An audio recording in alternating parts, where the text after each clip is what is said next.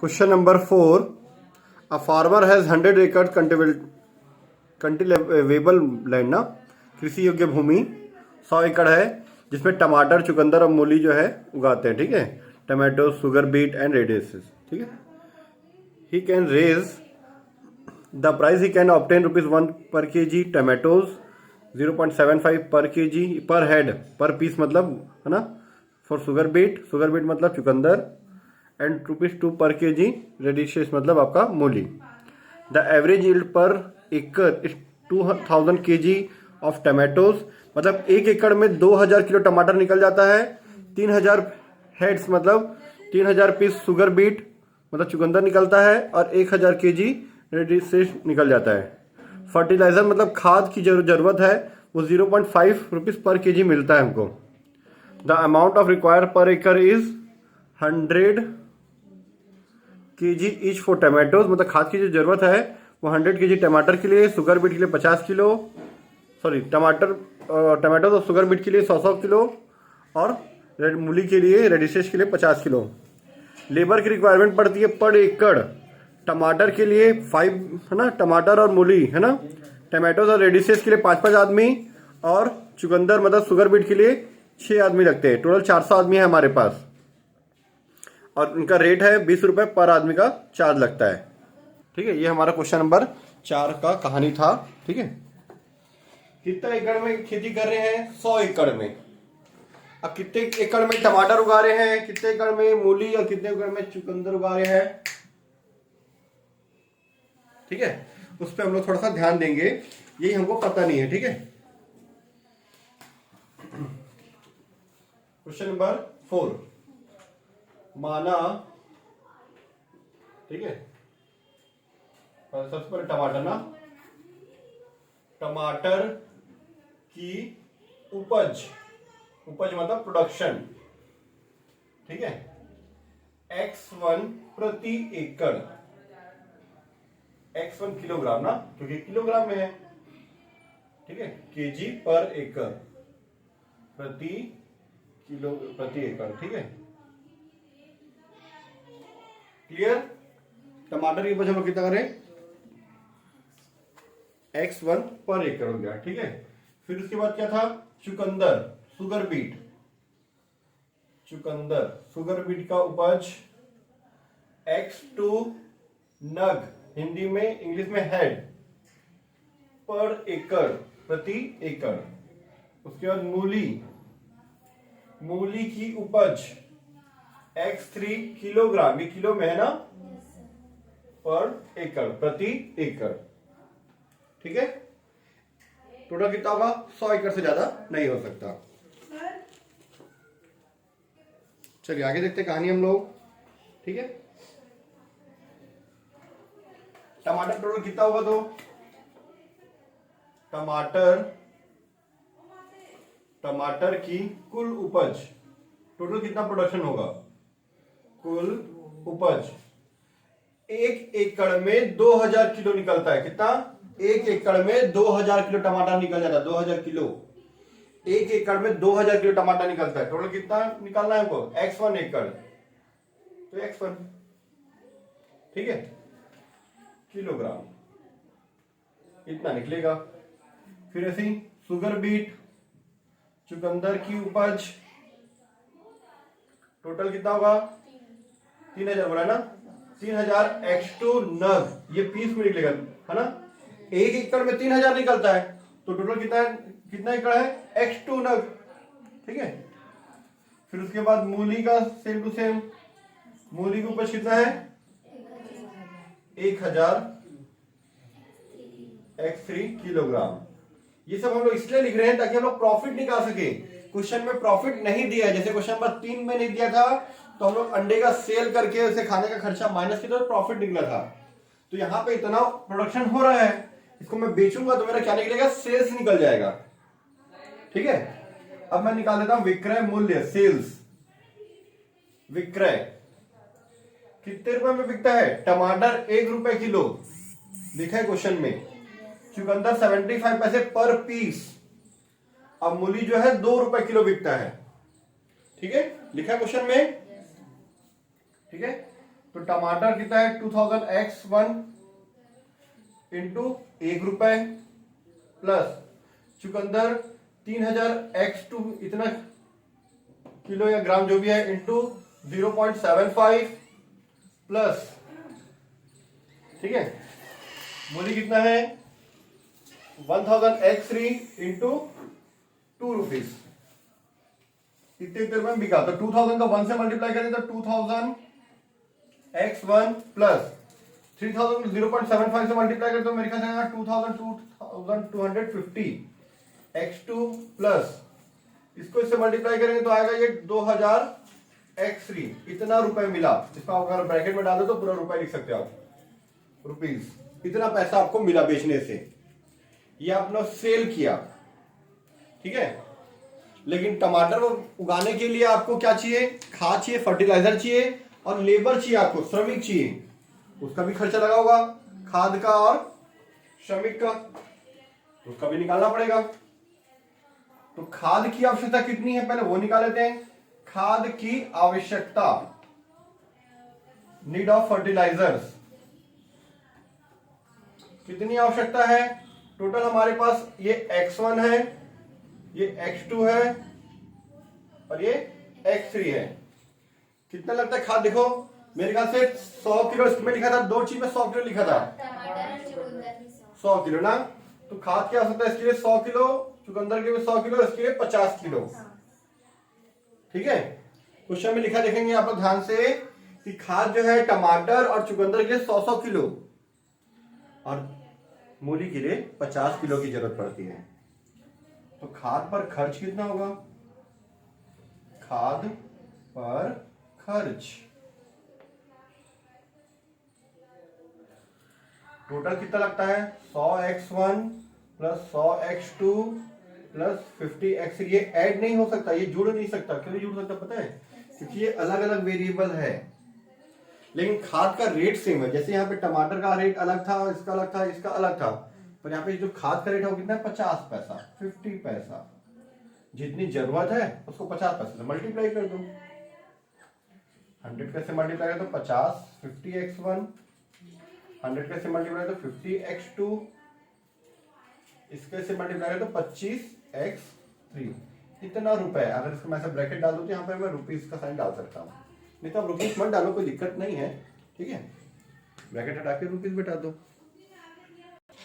अब है need of labour, श्रमिकों की आवश्यकता, श्रमिकों की आवश्यकता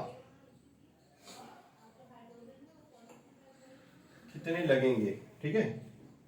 टोटल हमारे पास जो खेत वगैरह है वो क्या है x1, x2 और x3, ठीक है। टमाटो के लिए 5%, लास्ट वाला जो मूली उसके लिए 5%, अब बीच वाला चुकंदर के लिए 6, वही लिखा है, ठीक है। आप देख सकते हैं लिखा हुआ, ध्यान देखना, ठीक है।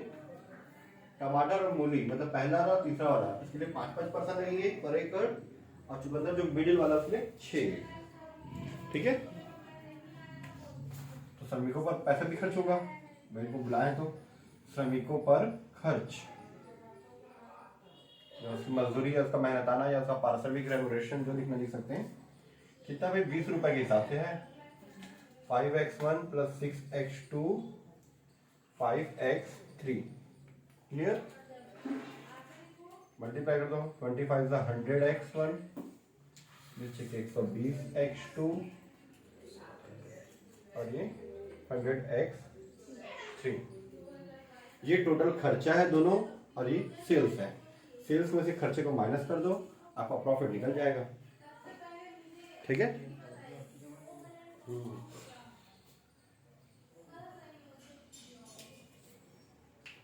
प्रॉफिट, लाभ इक्वल टू, ठीक है, प्रॉफिट इक्वल टू हमारा, थोड़ा सा नीचे कर देते हैं, यहाँ पे दिख नहीं रहा है,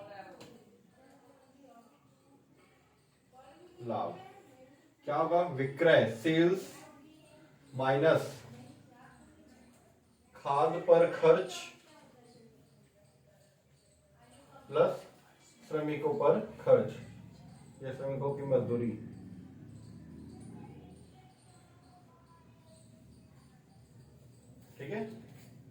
सेल्स कितना था हमारा 2000 x1 2250 ये, ठीक है। 2000 x1 2250 x2 प्लस 2000 x3, इतना हमारा सेल्स हुआ है, ठीक है। ये हमारा सेल्स है। चलिए ठीक है, चलो माइनस कर देते हैं हम लोग यहाँ पे। खाद पर खर्च और श्रमिकों पर खर्च। खाद पे खर्चा कितना हुआ है 50 50 25, ठीक है। 50 x1 plus 50 x2 plus 25 x3 plus श्रमिकों पर खर्च कितना है 100 120 और 100, 100 x1 120 x2 100 x3, इतना खर्चा हुआ, इतना हमारी कमाई हुई है।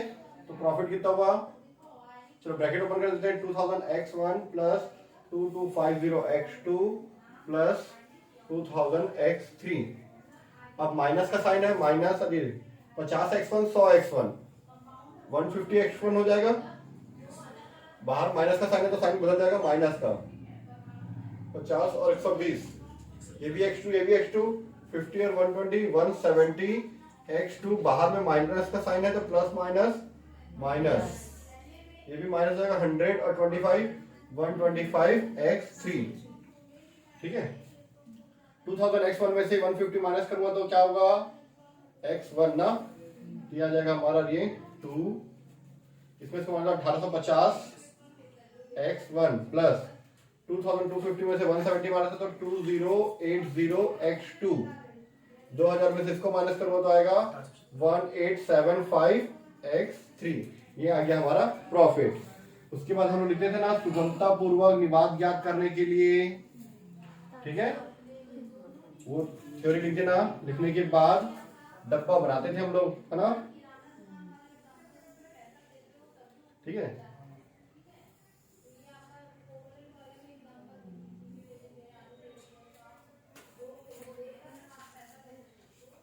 तो कितना x1 x2 और x3, 3 प्रोडक्ट हमारे पास, ठीक है। या जितना अवेलेबल है उपलब्ध है वो अवेलेबल है, जितना उपलब्ध, ठीक है। सबसे पहले हमारे पास जमीन, ठीक है, जमीन, ठीक है। ये कृषि योग्य भूमि लिख देते हैं हिंदी में, कृषि योग्य भूमि कितना है टोटल 100 एकड़ है। किसमें कितना बनाने पता है क्या, यहाँ लिखेंगे अधिकतम, मैक्सिमम, अधिकतम, ठीक है। कुछ नहीं पता तो 1 1 1, वैसे हमने यहाँ पे 1 1 लेके ही बनाया है, ठीक है। x1 x2 x3, ठीक है। कितना कितना किलो पता है तो x1 x1 x1 ले लेता। चलिए इसके बाद कृषि योग्य भूमि के बाद और क्या चाहिए था व्यक्तियों के लिए ना, ठीक है, श्रमिकों के लिए, श्रमिकों के लिए जिसकी जिसकी लिमिट है उसके लिए बस तो लिखेंगे। इसकी कितनी थी 400 है, 400 व्यक्ति, ठीक है। ये भी मैक्सिमम था, अधिकतम, ठीक है। इसके 5 लगेंगे, इसके 6 और इसके 5, तो 400 से ज्यादा नहीं है। और किसी का लिमिट दिया था क्या, नहीं दिया हुआ है, ठीक है। बस अब उसके बाद हम लोग फिर जमा के लिख देते हैं।